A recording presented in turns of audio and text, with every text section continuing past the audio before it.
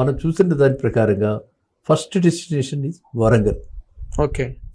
హైదరాబాద్ తర్వాత వరంగల్ ఇది major destination. Warangal చాలా చక్కటి ఇన్ఫ్రాస్ట్రక్చర్ చాలా బాగుంది, కనెక్టివిటీ బాగుంది, ట్రైన్ కానీ ఇది కానీ అన్నీ బాగున్నాయి. అక్కడ కూడా ఎయిర్పోర్ట్ డెవలప్ అవుతుంది వరంగల్లో. మీకు ఐడియా ఉందో లేదు? అవును, వరంగల్లో కూడా ఎయిర్పోర్ట్ వస్తుంది.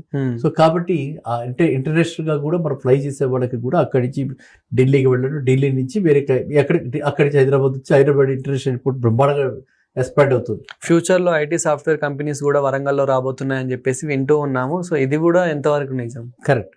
వరంగల్లో అవి కూడా వచ్చే అవకాశాలు చాలా ఉన్నాయి. అండ్ గవర్నమెంట్, నేను అందుకే చెప్తాను, తెలంగాణ గవర్నమెంట్ అది మంచి డిసిషన్ తీసుకుని అన్ని చోట ఇలాంటివి పెట్టడం. అందువల్ల ఏమవుతుందంటే కంపెనీలు కూడా they are preferring tier 2 cities.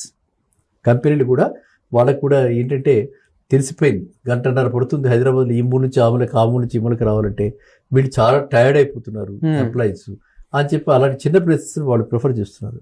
లో కాస్ట్ సెంటర్స్ అంటారు, ఇవన్నీ లో కాస్ట్ సెంటర్స్ని ప్రిఫర్ చేస్తున్నారు. సో ఇప్పుడు ఎప్పుడైతే లో కాస్ట్ సెంటర్స్లో కనుక ఇలాంటివి పెడతారో అక్కడ ఉన్న వాళ్ళకి లోకల్ ఎంప్లాయ్మెంట్ వస్తుంది, లోకల్గా ఉన్న వాళ్ళకి ఎంప్లాయ్మెంట్ జనరేషన్ అవుతుంది. అందువల్ల ఇప్పుడు మీరు అడిగిన దానికి ఈ వరంగల్ అన్నది hot destination. Number 1 place Warangal నా దీనిలో. Okay. Number 2 Nizamabad, number 3 Suryapet, middle of Hyderabad and ఎక్కడికి విజయవాడ. వెళ్ళారు ఎప్పుడైనా సూర్యాపేట? వెళ్ళాలి.